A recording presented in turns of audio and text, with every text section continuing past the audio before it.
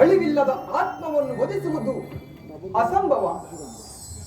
ಅರ್ಥ ಮನುಷ್ಯನು ಅರಿದು ಹೋದ ಬಟ್ಟೆಗಳನ್ನು ಬಿಸುಟು ಹೊಸ ಬಟ್ಟೆಗಳನ್ನು ಧರಿಸುವಂತೆ ಆತ್ಮನು ತನ್ನ ಜೀರ್ಣವಾದ ದೇಹವನ್ನು ತ್ಯಾಗ ಮಾಡಿ ಬೇರೊಂದು ದೇಹವನ್ನು ಆಶ್ರಯಿಸುವಂತೆ. ಮರಣವು ದೇಹದ ನಾಶ, ಅವಿನಾಶಿಯಾದ ಆತ್ಮದ ಅವಸಾನವಲ್ಲ.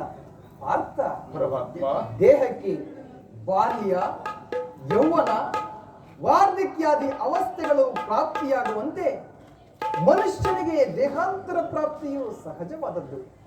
ಪಂಡಿತನಾದವನು ಇದರ ಸಲುವಾಗಿ ದುಃಖಿಸುವುದಿಲ್ಲ.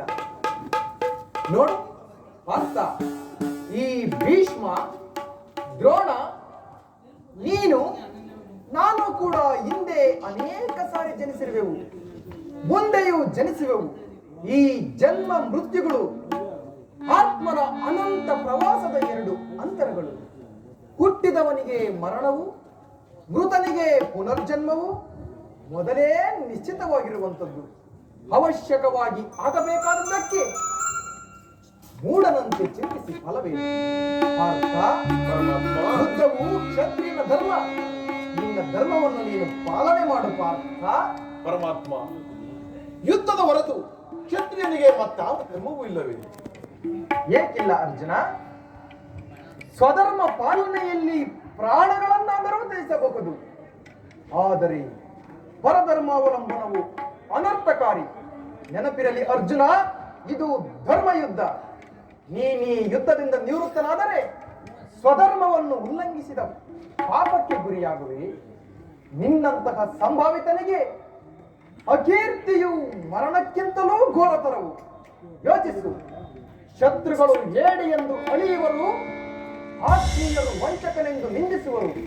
ಈ ಮನೋವಿಕಾರವನ್ನು ಬಿಟ್ಟು ಸ್ವಧರ್ಮವನ್ನು ಪಾಲನೆ ಮಾಡಬಾರ್ದ. ಕರ್ಮವು ಪೌರುಷದ ಲಕ್ಷಣ. ಅಕರ್ಮಣ್ಯನಾದ ಮಾನವನು ಜೀವಂತವಾದ ಶವವಿದ್ದಂತೆ. ಸರ್ವರ ನಿಂದನೆಗೂ ಪಾತ್ರನು, ಸರ್ವರಿಂದ ವರ್ಜಿತನು. ಈ ಅಜ್ಞಾನದಿಂದ ನೀನು ಧರ್ಮಭ್ರಷ್ಟನಾಗಬೇಡ. ಪರಮಾತ್ಮ, ಯುದ್ಧದ ಎತ್ತಿದರೆ ನನ್ನ ಕೈಕಾಲುಗಳು. ಪರಮಾತ್ಮ, ಉತ್ಸಾಹ ಚೈತ್ಯಾಧಿಕ್ಯದಿಂದ ಸರ್ವಾಂಗಗಳು ನಿಶ್ಚಯಿತವಾಗಿರುವವು. ಪರಮಾತ್ಮ, ಆದರೂ ನಾನು ಹೇಳಿಯಲ್ಲ.